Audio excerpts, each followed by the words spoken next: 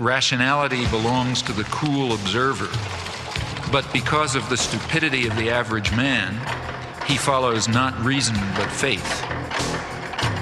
And this naive faith requires necessary illusion. It's not the case, as the naive might think, that indoctrination is inconsistent with democracy. Rather, as this whole line of thinkers observes, it's the essence of democracy. We were born in America, 20 years in the dawn of America, and it's not so terrible in America. Hello, and welcome to American Dreamland. I'm Max Chavez. And I'm Misty Stone. Well, we were trying to keep upbeat, but big news story that, at least for nostalgia reasons, is a little sad, given us Misty and I being Cartoon Network babies, is I'm going to start off the episode memorializing the late, not horrific Ted Turner. Because if there's one thing Misty and I love, it is an eccentric who gets too into his weird hyperfixation and fumbles a bad bitch. Please see him getting into a fight with Steven Spielberg and George Lucas over the colorizations of film in the 1980s, probably coinciding at some point with his divorce with Jane Fonda. Oh, Ted. But Which, if you don't know Better Boy Ted, he probably is the most famous for the 24-hour news cycle. yeah, don't judge him by where he was at his worst moment. Yes, he is arguably responsible for at least the hellscape of the media as it exists now, but he kind of did it because he wanted people to be informed and have easy access. It was, I don't know, there's obviously some business forethought, but he pursued his passion. Judge him in context. Let's see the good and the bad of Ted Turner. He fumbled the bad bitch of Jane Fonda. Turner classic movies. Great thing. Colorization of movies. Terrible idea, but I like that I can get a 4K copy of like some obscure 1930s film now. Like, I think that that's cool. We have that option, and I'll say this. His desire for colorization was dum-dums don't like black and white movies. All right. I would rather them see Casablanca than be pure to the cinematography. Debatable point, but decent intentions. Yeah. I mean, I enjoy some of his other controversies, like when he called opponents of abortion bozos. That's kind of fun. Yeah. I made a Pope joke when the Pope was that offended About I forget if it was the full-on foreign, it wasn't the Polish prime minister, but it was someone super high up in like their foreign department or their I don't know if it was Polish lie detectors when asked about Pope John Paul II. So dumb, but I liked that he was still authentic. And let's be honest, a Southern man of his age who spent a large portion of his fortune to make 2 4-hour epics about the Civil War that were not critical of the Confederacy. I'm okay if his most bigoted view is anti-Polishness. We may still critique him, but we're starting off on a much better front than a lot of other rich Southern people of his era. Yeah. I mean, in 2002, he said the Palestinians are fighting with human suicide bombers. That's all they have. The Israelis, they've got one of the most powerful military machines in the world. The Palestinians have nothing. So who are the terrorists? I would make a case that both sides are involved in terrorism. He then apologized and said, look, I'm a very good thinker, but I sometimes grab the wrong word. I mean, I don't type my speeches, then sit up there and read them off the teleprompter, Folks, that's how you both sides, Israel Palestine. Yeah, and he also was pretty big on taking steps to address global warming, and he agreed with China's one-child policy, and he said, most of us will die, and the rest of us will be cannibals. Hell yeah. really, I don't know when he said that, but I think it'd be really funny if he said that like after because I think it's been like almost 20 years since China has abolished the one-child policy. Oh yeah, it was in the aughts. Yeah, it'd be really funny if he said this in like 2011. It's like, I wish the Chinese would start doing that again. He's like, that was a great idea. So That was good. great. It worked so well. It worked out so well for them. That's why. I will say that they are having issues where there's not enough women for men in China, but it has had this effect where a lot of the men in China, I suppose, now, I'm just hearing this from influencers overseas, but that they have to be better at like cooking, cleaning, and all this stuff to try to get a partner. They have to be more competitive. So all I'm saying is we could use that over here. I mean, not terrible. I liked when he, speaking, kind of going off of his Israel thing, when he said, like, who cares if Iran has a nuke or 10, Israel has 100.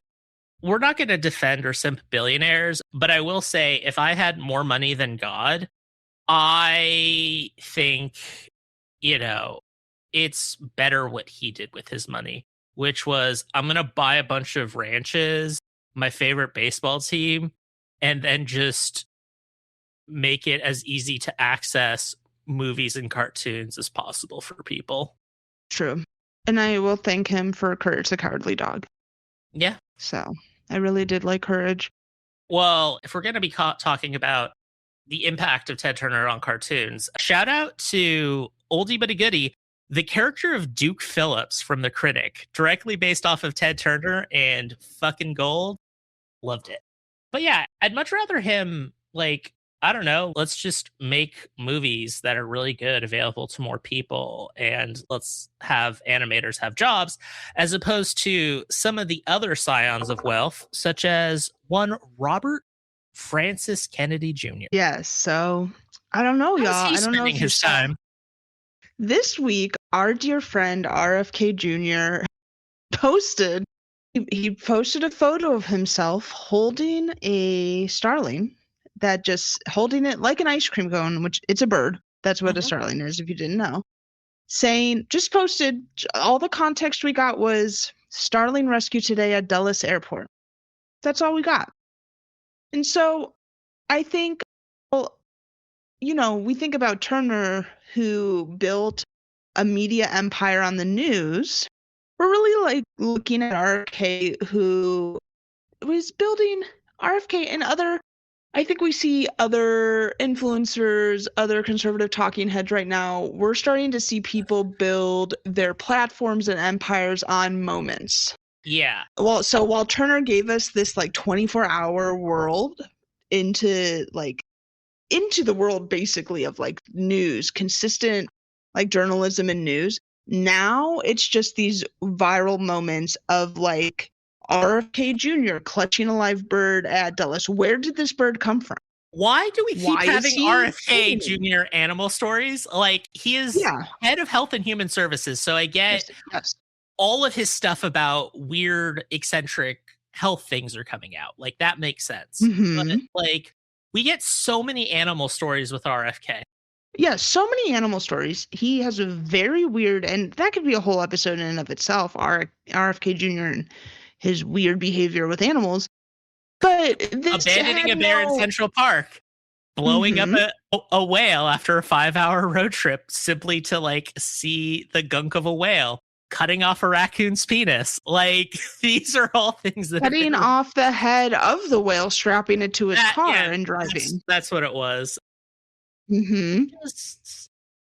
Just, and then it's the lack of context, right? So clearly for RFK Jr., these questions do not matter, nor is he trying to even craft this story where he's trying to craft like, oh, I'm going to have this on like focus on bird conservationism, which could be important to him because I don't know, some of you might not know this about RFK Jr. or the Kennedys, but they have a tradition of being falconeers.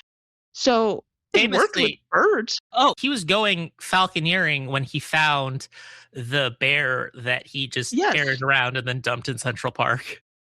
Yes, he is like, he has done falconry since he was like a teenager at least.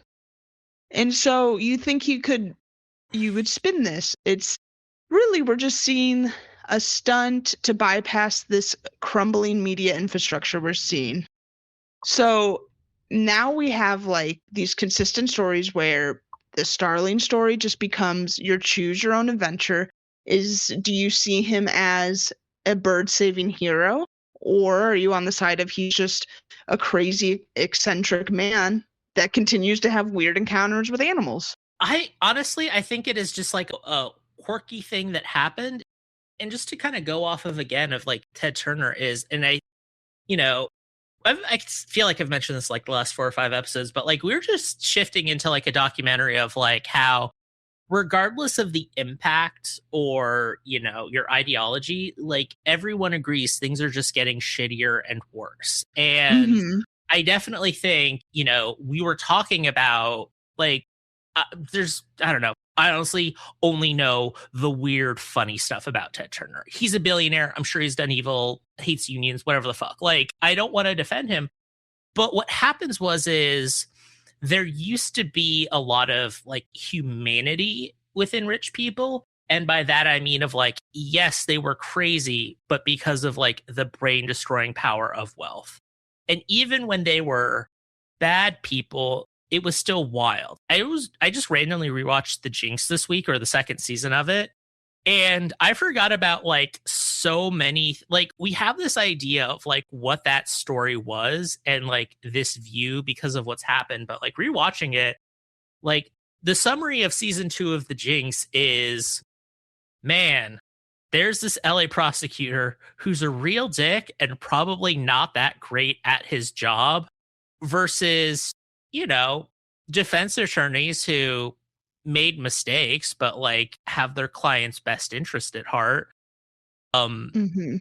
And it would seem like if you're defending someone whose personal wealth is in the tens of millions of dollars, you've already gotten him off of a murder charge, there's no physical evidence tying him to any of the crimes, I think, yeah, I can understand why a rich guy gets off. The problem is like you have this dickish LA prosecutor and then Robert Durst just out dicks him and then will say things like, did you kill Susie Berman? No. Would you lie on the stand about killing Susie Berman? Yes, I would. Have you committed perjury? Yes, but minor perjury in this very trial. Like, and also just I forgot so many just like little weird fucked up things about Robert Durst. Like his second wife, there's that call where he's like, yeah, so there's this situation. And then he just is calling from prison and he's like, hi, it's Bob. Is Deborah there? And it's like, oh no, oh hey Bob, it's Steve. And it's like, oh hey Steve, how you doing? And it turns out that Steve is a man who has lived with Robert Durst's wife for over 15 years in a monogamous romantic relationship. Right. And it's just like, that is like, oh, you just have a fucked up view of certain things and you think like marriage is purely this legal thing. And like everyone else just going like, all right, this is weird, but like, you don't have to like physically be with Robert Durst or live with him. No, we get to live our lives exactly the same way. We can just never get married. Okay. Right. Oh, also, we'll get tens of millions of dollars to help him do money laundering. It's like, okay. Like, I would probably be like, do you feel safe doing this? Like, I'm not going to tell my partner no. Like, and all of that stuff. And now it's just like, and yes, like, it's a tragedy for the victims of Robert Durst, but it's at least not like just like Epstein or Musk or Trump, where it's just like, there's nothing here. You're just evil. Like, there's no jokes you can make. And you can make jokes about Ted Turner. You can make a great cultural contribution with your Duke Phillips.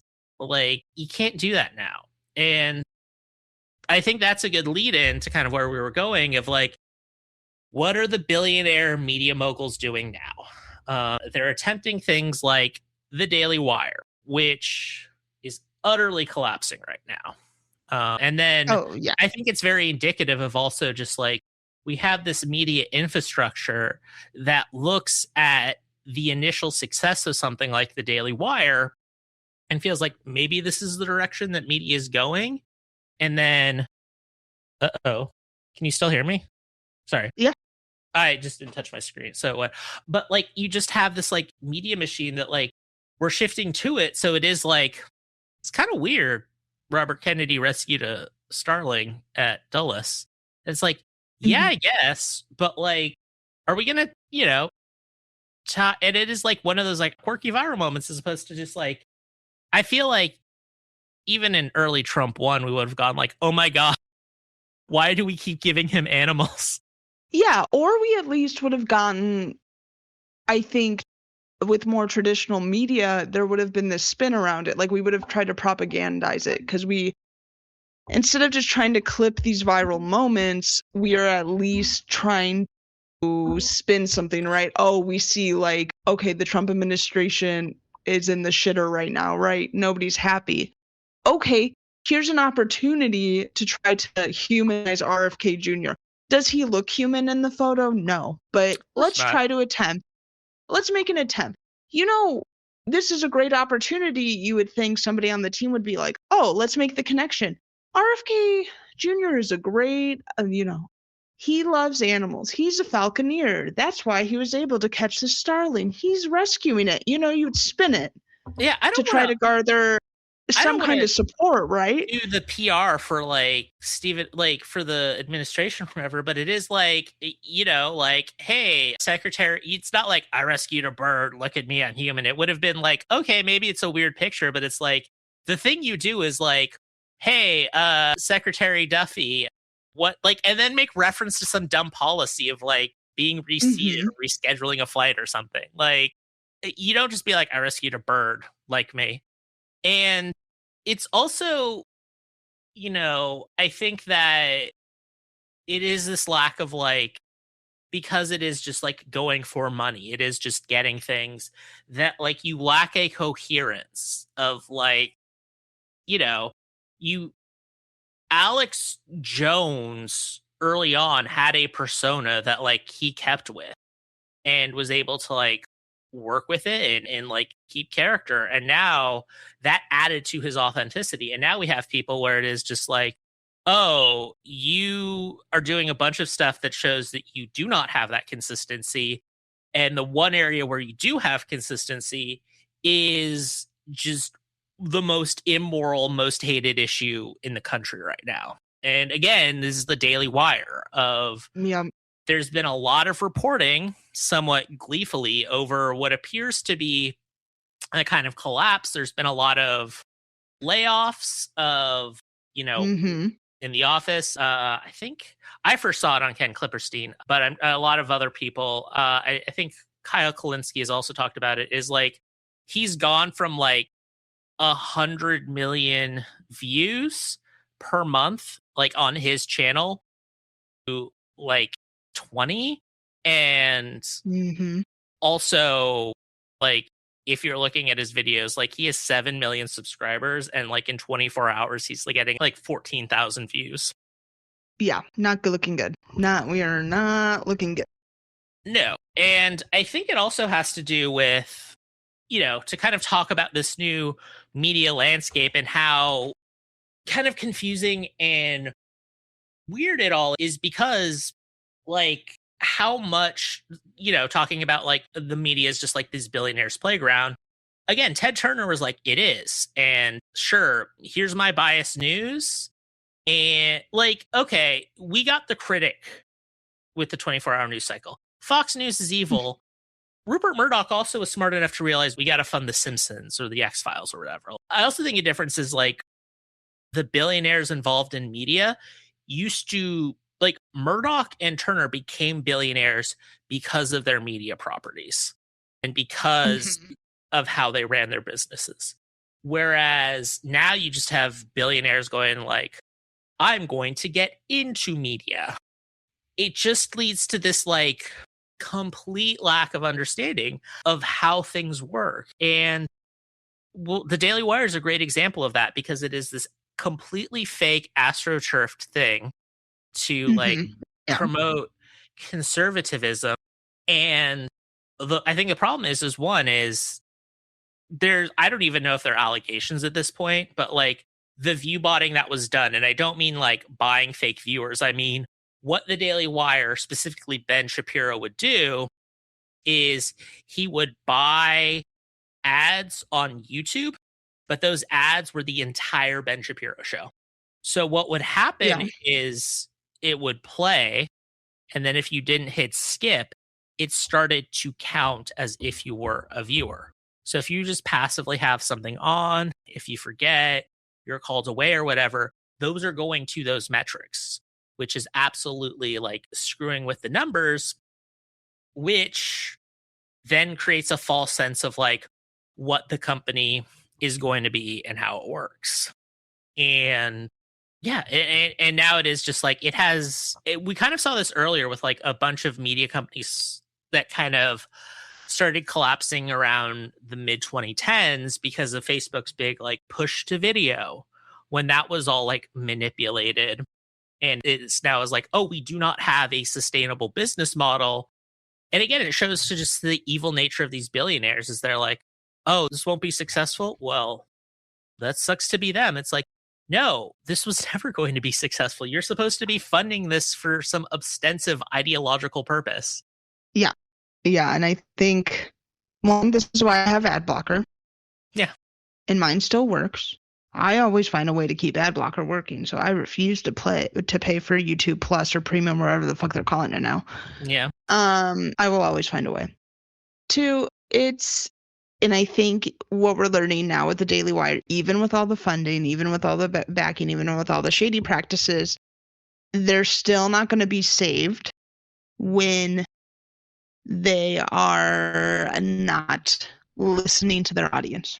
Yeah. Well, that's the thing. Who is the audience? Also, Ben Shapiro is a really good example of like why it's not working. Is like he will do everything to just say like Israel is the most moral country. Like he is the epitome of like Jewish people getting together and say like, oh, God, Ben, why are you just conforming to every evil conspiracy theory and like of just being an agent for Israel and Israel first and all this stuff.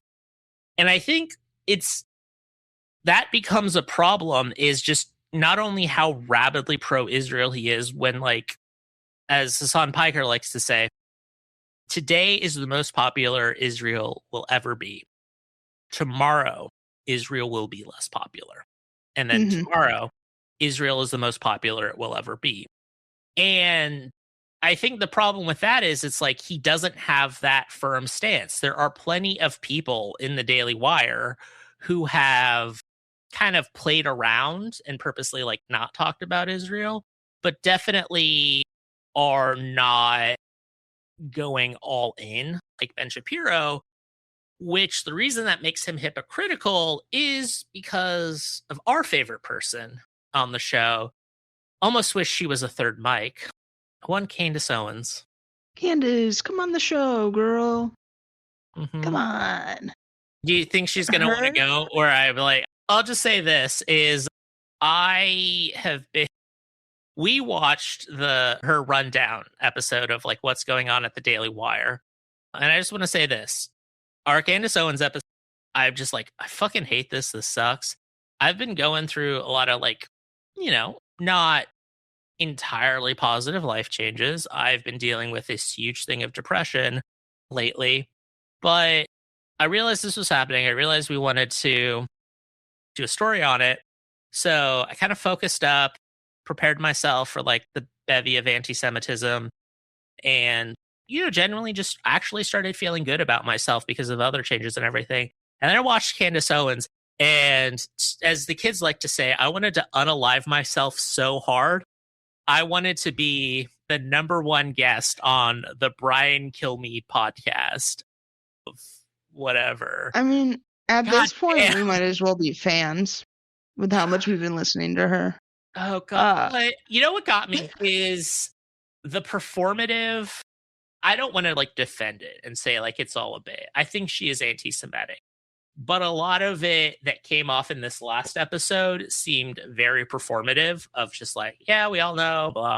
What got me is just her like aside at the end where she's just like, oh, and also the Justin Baldoni thing. And, Justin's the nicest guy I ever met. And it's just like, I feel there was something else that I think I blacked out, but it's just like, wow, you really like everything I felt about like her anti-Semitism in our first episode. Just like, there's not even hatred there. You just like, or anger. You just fucking hate Jewish people. It's like, oh, you also hate women too. Like, which I think because I wasn't, I wasn't expecting feminism, but like I was prepared for like what she was going to say about Jewish people and like her dumb book about like make him a sand or something. I just did not expect like that, just like offhanded, like blatant misogyny that's like pressed me, which again, like, I don't know how Justin Baldoni feels about like the two Hollywood people Candace Owens defends is him and Harvey Weinstein. Yeah. And I just, from what I read with the Justin Baldoni and Blake Lively case, it isn't looking good. And, you can have your opinions, but that's a whole other aside. But, when you care about women, you have to care, regardless if it's Blake Lively, you have to care about even a woman like Blake Lively in that instant. I'm not saying you have to like her as a person, but you can't, and that's not even why Candace I mean, who knows? sides Like, with, right? It's not even, she doesn't even have this like this selective view, right? Selective misogynistic view, right? It's even worse than that. It's, oh, all of it. I just hate all women. I'm going to always side with the man. and I think that also Just- like, I think to comment on that and to kind of tie it back in is I think that because ostensibly, like, we want to plug for us kind of consolidating and rechanging the kind of orientation and publication of the podcast. But I think why the Daily Wire, and like, obviously there's like economic behind it that like we're not entirely privy to, and obviously issues of scale. But Right.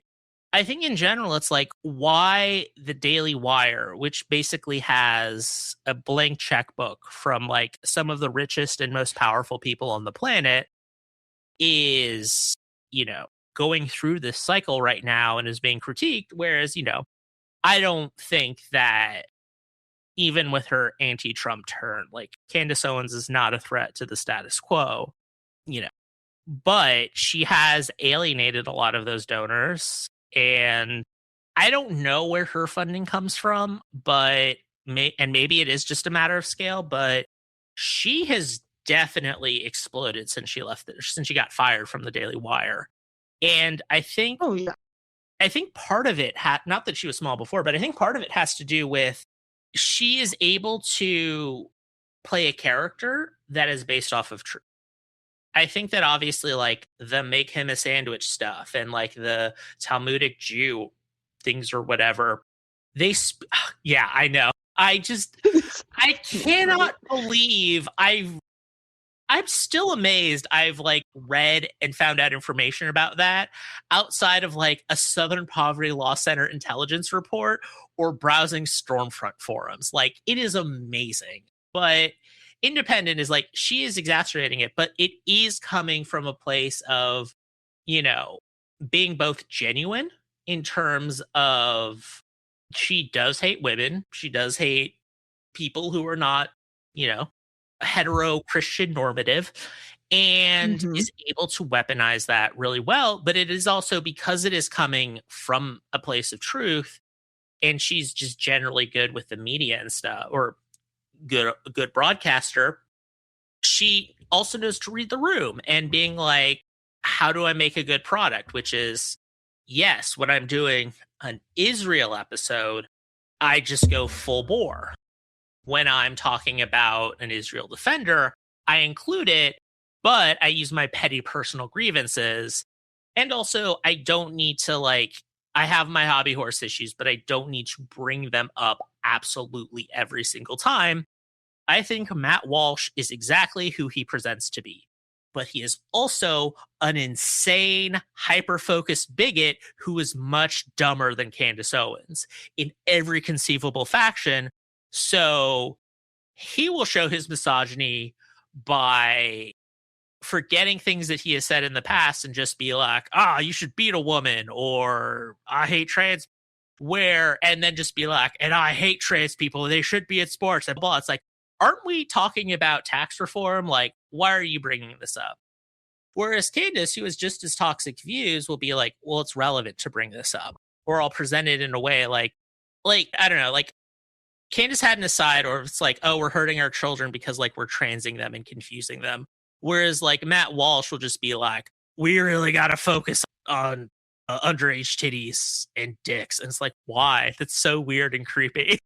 Like, right. And I wonder if all of this does at least showcase with the new media landscape, especially in these conservative spaces where you're not keeping up with your grift in a lot of ways, where you're not focusing on the talking points, and instead with like Shapiro, you are hyper focusing. And I think we're seeing this with a lot of other content creators, because what I'm thinking about right now, who also comes to mind, who's not really in the political space, but who got a little popular and who had a podcast briefly, was his son, was Ethan Klein, and who also has ruined his reputation by clinging on to Israel. Well, I think what it is, I think, and this is another thing, is we have, because of this like flash flood of like billionaire money, we have it where it is a much more. Ted Turner cared about a healthy media ecosystem. Rupert Murdoch cared about a healthy media ecosystem in the sense of they were more traditional businessmen who wanted to create sustainable business and growth. And like Rupert Murdoch buying the Wall Street Journal was not a financial decision. It was, he wanted to be the guy who owns the Wall Street Journal. He wanted that name in his portfolio. But he also realized that since that wasn't a business decision, it was probably going to cost him and he'd have to pay for it. And most billionaires don't have that. It is like flash in the pan stuff. So what you have is you have people trying to get this money quickly and to try and go with things. Means outrage culture, clicks, kind of going with that. The problem is, and I don't want to like defend or sell Candace Owens, but you do not have a lot of people like Candace Owens who are just like, I know when to draw a line and when to like appear rational, compared to like a Matt Walsh who's just going to sound crazy and kind of go after these things. And because you do not have these people creating like sustainable business models, and you have these people who are just doing like outrage and the most like in the moment things, we now have a media where it is all of these things. We also have a thing is, and I think it was like, I've heard a million people talk about it, but it's like, and we've kind of alluded to it with parasociality and stuff, is you have these people who are like, we want to connect with people. So you want to be able to see themselves. And I think Candace is able to, a few other people, but I probably have complimentary things to say about that. So I just want to be able to shit on Candace later. So I'm not going to bring up the positive people, but people who understand, and when they do make it about themselves, it's in a very human way. And they don't always need that attention. I think going to Ethan Klein is he bought into his own hype. So he just always has to be right. And because it's so immediate, he's not doing any like long-term thinking, which means when you actually have to structure it, like I'm thinking about when he kept going, like he had a debate with Hassan like years after they're like split and everything. I think it was last year. Yeah. And he's just like, oh no, Israel's committing a genocide. It's like, well, what are we disagreeing? Like, it is just like, what are we? Came this thing of, it's just like, oh, but like it's absolutely goalpost shifting, and then it's just so deranged, and then it is like it ties into all of these other things, like him suing those tiny creators, the fact that because he has a fragile little ego, like I don't know, like I'm not going to go through the tape, but I can't imagine any of the creators he sued did anything appreciably worse for his brand than what Hassan did, or him engaging with Hassan and all of that stuff. So I feel like if you are just a crazy litigious person, like, why didn't he sue Hassan? Because he knows he can't beat him in court. He knows he has money to bully these smaller creators Mm-hmm. into doing that. And also, like, he doesn't understand, because he's so self-centered, he can't be like, listen, I mean, this is a whole separate conversation, and I'm not going to bring up, like, the semi-elephant in the room because of US politics right now. But I don't think you are inherently evil if you've served in the armed forces, even if you served in evil armed forces. It entirely has to do with what you were doing, how you react, kind of the relative moment Right. of where we're at. So the problem is he is setting himself up to have to confront this. He served in the IDF. His wife served in the IDF. His And his wife served. He didn't serve. I feel like he did something in Israel. I don't know. But They lived in Israel Israel. for a while. Anyway, the point of that is that, like, okay, she served in the IDF. You know who some of the most, like, pro-Palestinian, anti-Zionist protesters in Israel are? Former IDF officers, because they saw what happened and it's like, I can't do this anymore.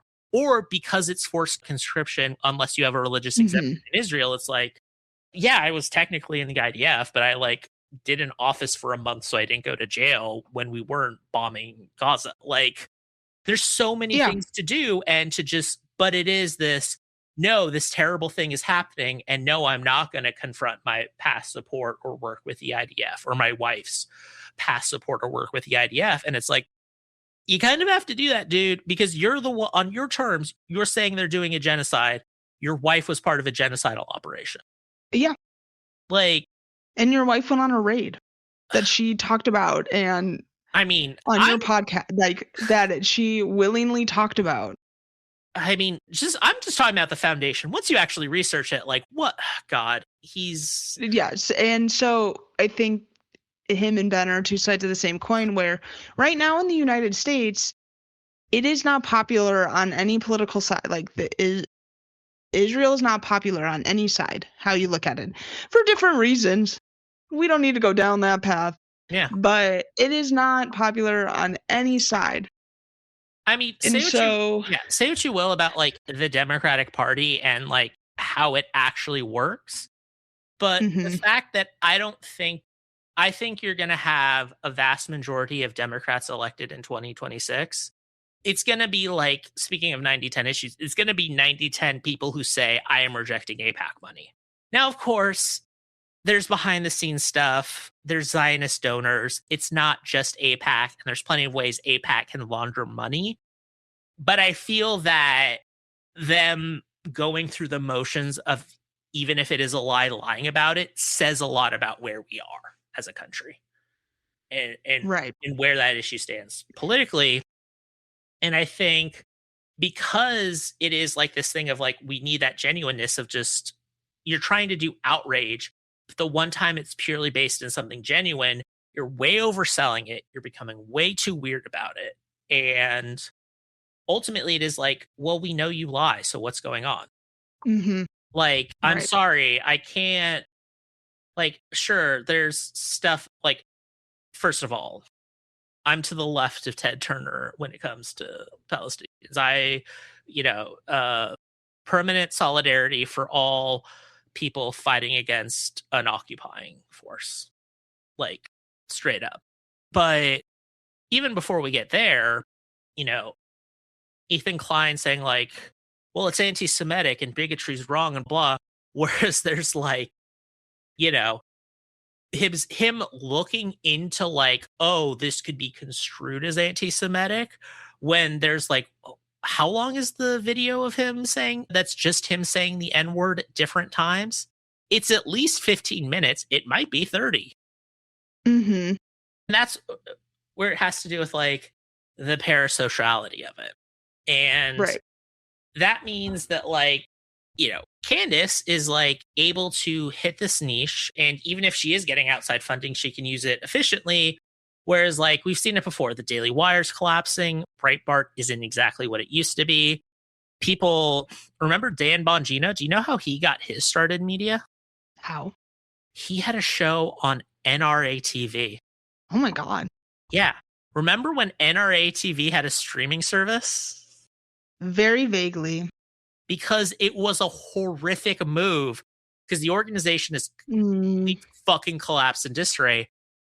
Sure, the Blaze used to be a lot bigger than it was. You can kind of see that where in the early part of Trump, there were all these like startups, and a lot of them have consolidated now or gone away. And I think it has to do with, I think, a combination of that. And I think on a deeper cultural level is one of the reasons things keep getting shittier is because it's created a system where you don't have people of vision. Murdoch had a vision. Turner had a vision. Not good visions, but they were like, I want to achieve power through this. Now it's just this like power, and we view power as who is the bigger number. mm-hmm. And it's you- always chasing this number. It's always Right, chasing we're it, and it's always chasing. increasing it. And then when you try and use that power, you have like an understanding, and like you don't want to risk the number going down. It's so weird to look at someone like Patrick Bet David, because I was listening to them talking about it. And first of all, it was like very just dumb surface level analysis of just like people like parasocial relationships. And it's like, yeah, okay. Which honestly kind of explains why his show is successful, because it is not a good show, but it's always interesting to just see. It's so hit and miss, and I could never watch the whole thing. I'm so happy there's leftist commentators who show it, but it is just like every time, every interview is either just someone with some vague knowledge who's just able to like dumbfound them in ways that is just like baffling. If it's not like, hi, I caught you in a lie, it's like, oh, you're not understanding the simple concept I'm using to try and break down your argument, but you know it's right. Or it's like them just talking, and it's just like the four dumbest people you know who think they're really deep. I'm just mentioning that because like there's a lot that brought down the Daily Wire in terms of like confidence. I think it can kind of go into the sense of power. Is we haven't really talked about a big thing that brought down the Daily Wire was Jeremy Boring, who basically you have, I'm starting a video website or a streaming service. And what that is going to be is it's just people having like Ben Shapiro, Jordan Peterson, these kind of like the smart kids, the intellectuals of the conservative movement. Mm-hmm. And then it just became like all this power of like, oh, now we're going to open it up. And like, now we have Candace Owens and Matt Walsh. And then it's like, now we're going to open up a film studio. It's like, okay, we're already like, you mean, which, okay, actually started off logically of, all right, we're going to make an anti-trans documentary. It's like plenty of news, quote unquote, make documentaries. And then it's like, oh, we're starting a children's service. It's just G.I. Joe and Bluey ripoff with Rob. And then Lady Ballers. And then, oh, God. And then we're going to spend as much money as they spent. I think it even had, it had like the same budget as Night of the Seven Kingdoms, the new Game of Thrones show, like of just a terrible adaptation. And also we're going to sell a bunch of products that are subpar, like we're going to do drop shipping on a corporate scale, which great move. You're not going to piss off people once the sheen is off. It's totally sustainable. But yeah, like, and I think what's that is, it is just like, it is all about these like moments and numbers, because I mentioned PBD because these are ostensibly business guys, and like, A, some of the things they were talking about was very funny. And then B is just Patrick Bet David going like, you know, we gave Ben Shapiro a shot. We took away the funny guy of Jeremy Boring. He's had it a year and everything. And I was just like, I'm not a business guy, but I understand how much in advance sometimes you have to plan these business things, especially when you are employing hundreds, if not thousands of people. How many Hmm.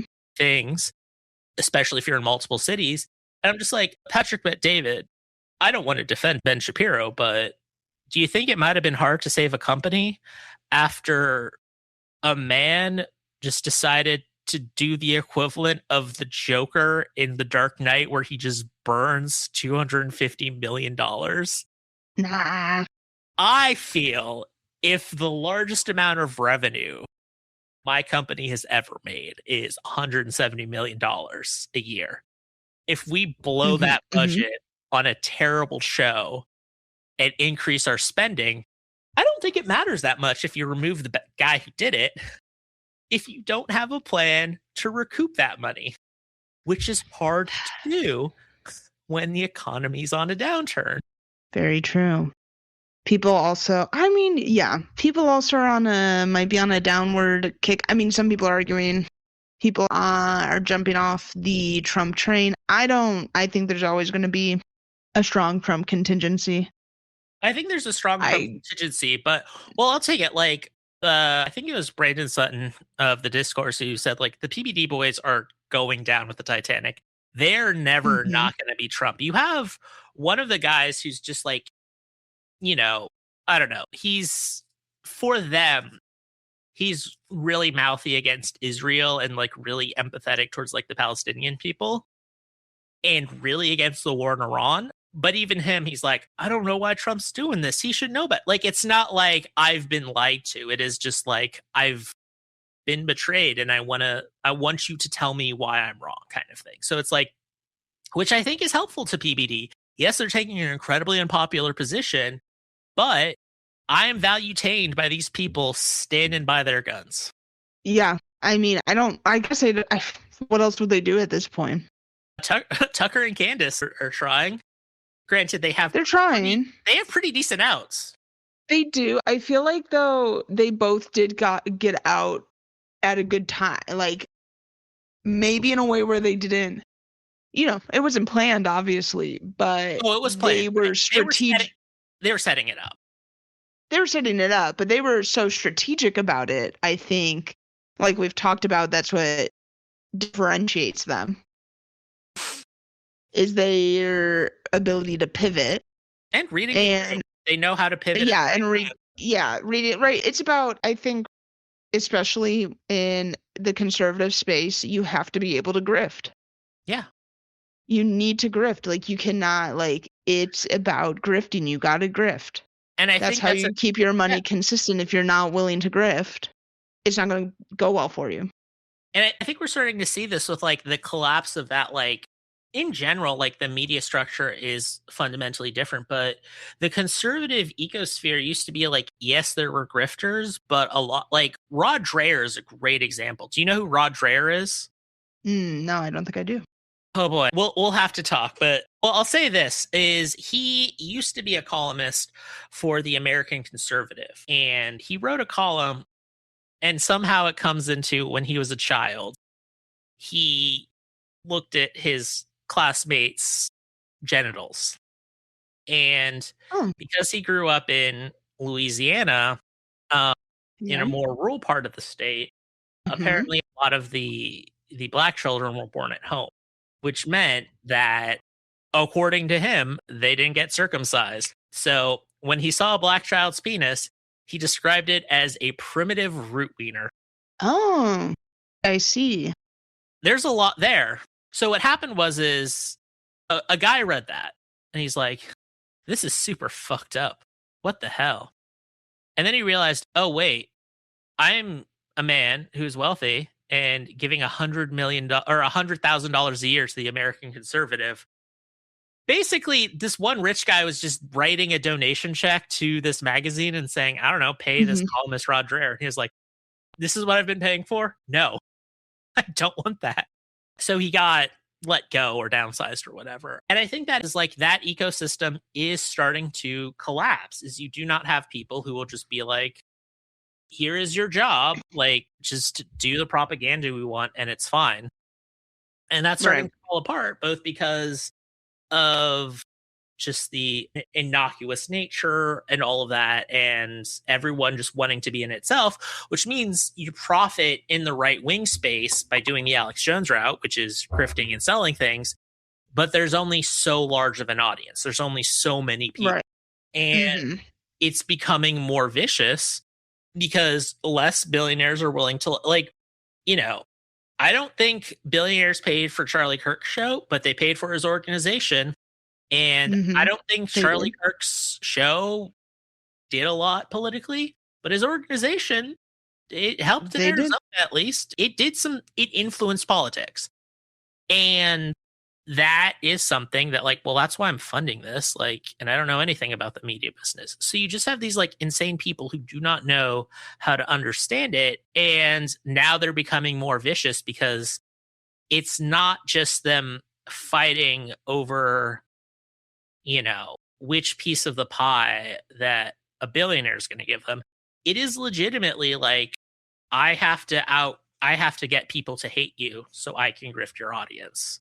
And it's becoming a binary choice. Like, you cannot, people may say, like, I don't think the average audience member is going to be financially supporting Ben Shapiro and Candace Owens. No, I don't think so. Even if they could financially do it, which, again, probably a lot of them can't, because a lot of people can't right now. And that is kind of going on with this media collapse. And I think it kind of like is tying into, like, we're starting to see this everywhere, is because it is just all about number go up. And and I think this like place, I forget which episode we talked about it, but like, people would do things, but they'd become media figures because that was like the only way you could like monetize something. And people confused that with, oh, it's awesome to be on television or something. And we kind of see this now with, like, I'll go with the other big like media thing, because my YouTube has basically been filled with three things these last couple weeks. LOL, Daily Wire's going down, Survivor stuff, because I is simp, and just all these video essays going like, boy, Beast Game Season 2, that was a thing. I don't get anything about Beast Games, thank God. Yeah, it's, well, and I kind of want to talk about that because there's overlap in two of them, and I'm going to focus it on like Beast Games and everything, which is that I don't know, and this has to do a lot with like media and like where a lot of money is going for is, and Mr. Beast is a really good avatar of this, is like, I don't know why Beast Game exists other than to expand the Mr. Beast brand, but it is also like, but what is that brand? What is the brand? Because it seems to be at this point, to me, everything, because it's expanded into, it was a burger place, Mr. Beast Burgers. It's been chocolate. He got into chocolate. He's gone into the Feastable, whatever, everything, right? He's selling, I think my partner and I were at Walmart and we saw discount like toys, like all kinds of toys. It seems to be in everything. And obviously his popularity, why is he so popular? Kids, right? It starts off, he has a very child audience. Yeah. But also now, of course, his audience is bigger than just kids at this point. I personally don't get it, although I will say I don't watch much of his content. His content's not for me. When he showed up in, spoiler for Survivor, if you haven't seen the new episodes, when he showed up in Survivor, all I could think of is like, I still really don't fucking get it, because this man has no presence. He has no charisma. Anything I have seen him in where he's been forced down my fucking throat, like in the new Tron and fucking, what was it, Love, Death, and Robots, I'm like, this man has no presence. I think he is a perfect like tulpa or avatar of just the media right now, because shout out to the Dan Olsen video about why so if you don't know, Dan Olsen, famous video essayist who just like does these like weird in-depth things and is like very, cultural critic, semi left wing. I don't want to talk about his politics, but like really in depth, like media criticism and all of that. And very much for like adults and like, I don't know, serious adults, even though like there's fun and things. Like I think probably his most famous video is probably his like 2.5 hour documentary on like NFTs. Amazing. Highly recommend that. But he got invited to this like press tour for Beast Game season 2, and he's made 2 Mr. Beast videos. One actually reviewing season 2, but the first one is like, why did they invite me? Like, I don't understand, other than I'm very good at reaching my particular YouTube demographic, which has like almost no crossover with Mr. Beast, which he kind of speculates might be one of the reasons but he just goes into like the entire Mr. Beast thing is just like so algorithmic and so going for that. And like, I think Mr. Jimmy has said it is like he kind of wanted to be famous and was just doing whatever worked. And it's all of this reading of the YouTube algorithm. But again, it's like the Dan Olson video goes into this, but it is just like, not only is it just like an unsustainable, like insane business model, but it seems like all it is meant to do is to garner YouTube videos. And I only mention that of like, and this is kind of like what the fuck is going on with like the media right now, because okay, kids love Mr. Beast, kids are stupid. Like there's so much shit that is indescribably popular that I don't get, but I understand it in the sense of not, I don't know. I always use this example a lot, and this is no shade. I've actually never seen an episode of Grey's Anatomy. Grey's Anatomy has been on for 22 years. I fundamentally do not understand that. I don't know if it's a good show or not, but I get like, whatever, it's cozy. I have that thing like Survivor 50. Like I clearly have things that people can very easily critique and say is dumb and bad. I think the thing with Mr. Beast though is, and it was kind of revealing, is that there's no passion for the thing.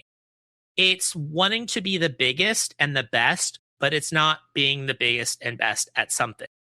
And I think you can kind of see that because all of the things with Beast games are kind of like, why are you doing this? Like they like are underselling the gamified aspect of it.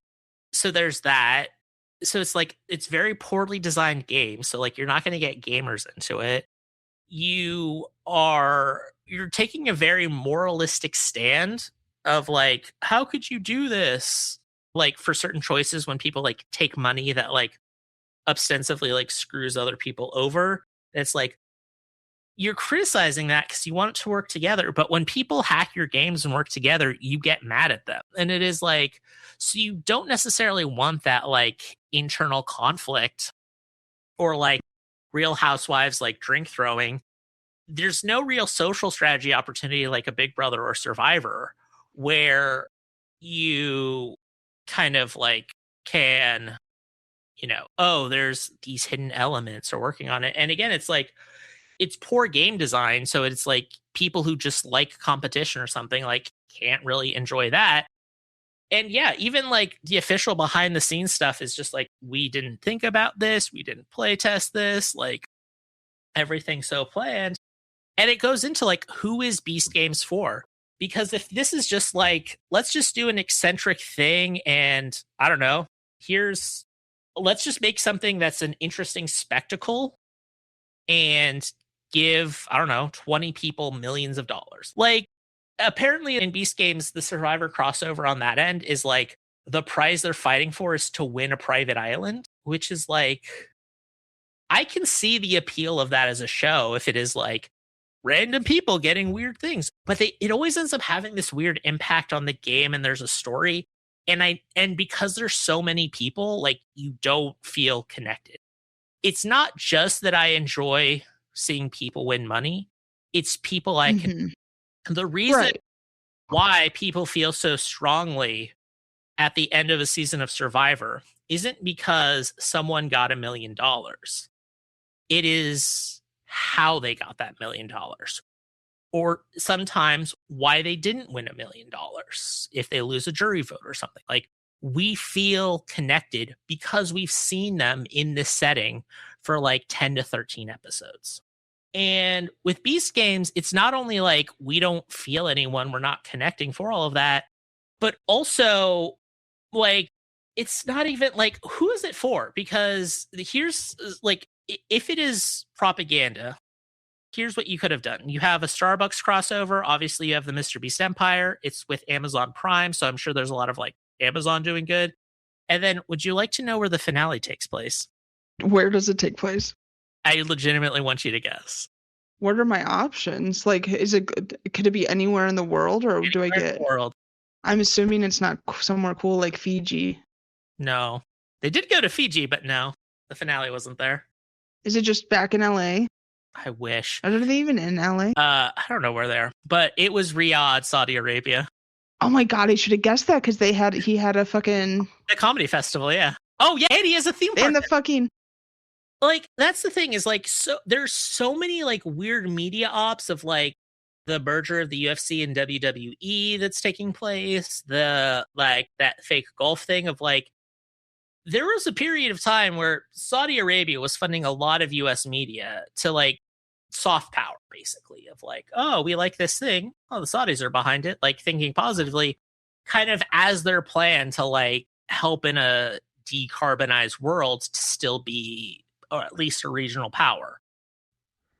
But the show is terrible propaganda because it's like, oh, you get Starbucks whenever you want, and Amazon will give you anything, and like, look at this beautiful city of Saudi. Like, they don't spend time to focus on those things of like how amazing they are.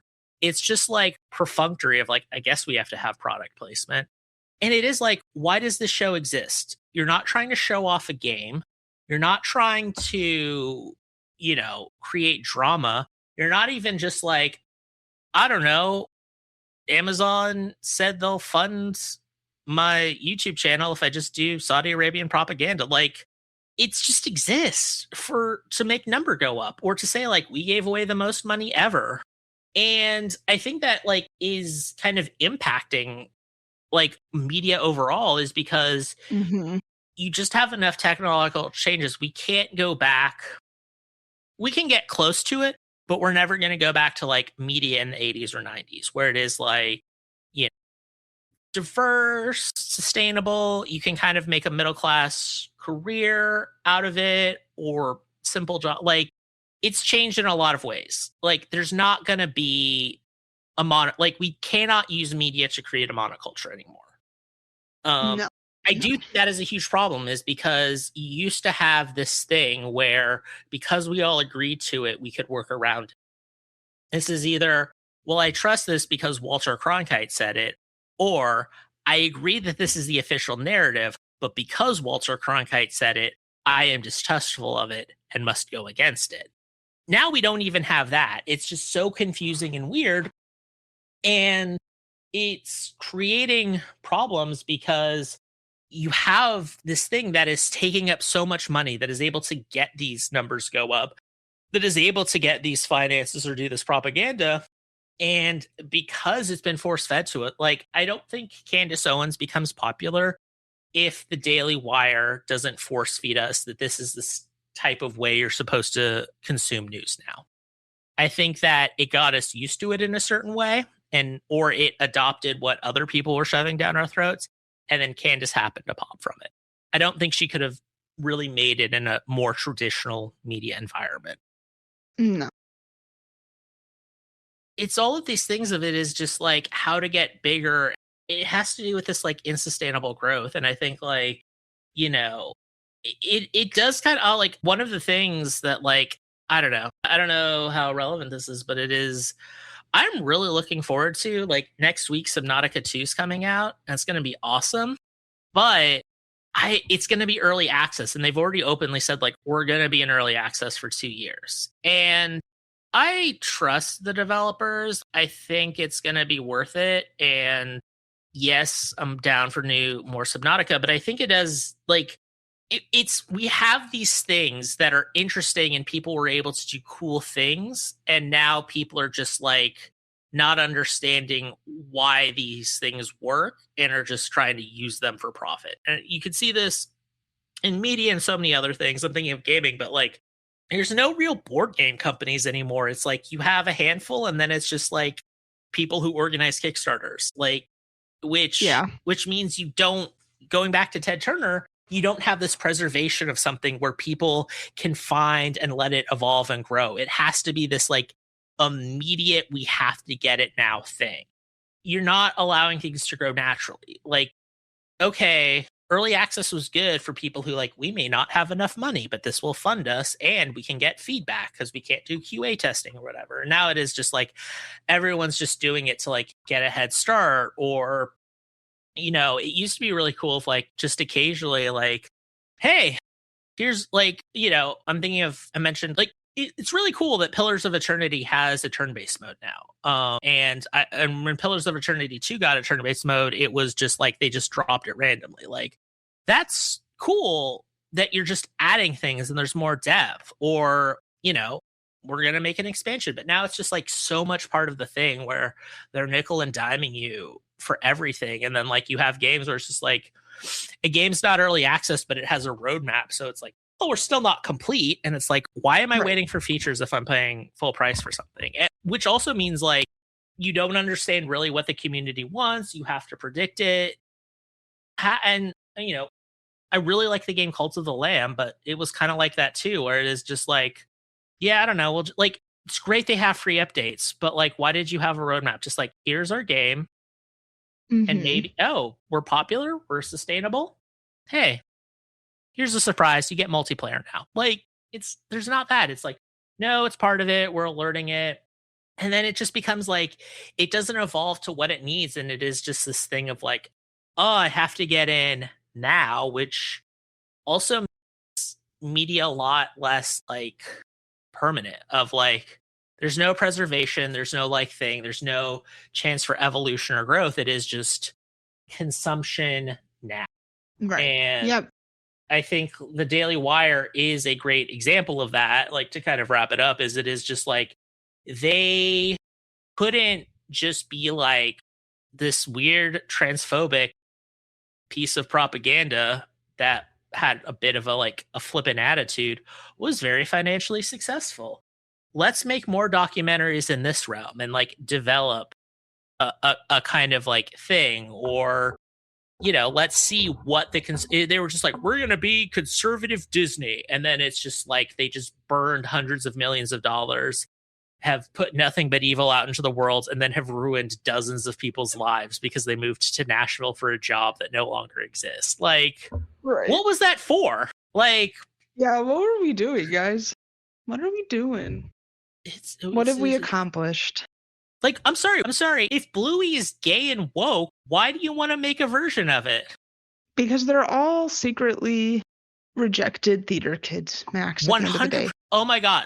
They let Matt Walsh put on one wig and make money, and then everyone was just like, I get to do every dream I've ever had now.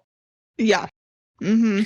And like, it is just so, it's just becoming like so insane that like, not only from the business thing, but just like from like a sanity perspective of like, I don't know. It's so weird that like less than 18 months after Jonathan Majors was like convicted of domestic violence or whatever, I have to read the sentence of Jonathan Majors falls out a window on the Daily Wire movie set, causing crew to strike and begin to unionize. Fucking theater kids are gotta be just... I feel like the level of damage they do is so harmful because we don't associate it with it. And we can't directly tie it to something, but... It's because they're rejected theater kids, which is a worse level of theater kid. You know what it is everything else of like so many other bad things are tied to either specific actions or specific ideology, whereas theater kid is a crossover.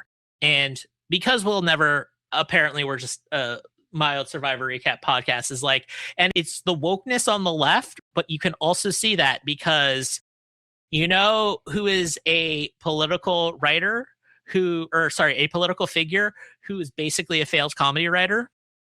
John Lovitz.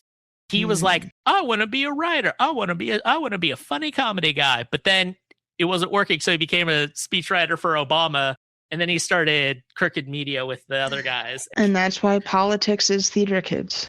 Yeah. Join us next time for our palate cleanser about the Fresno Nightcrawler. Yeah.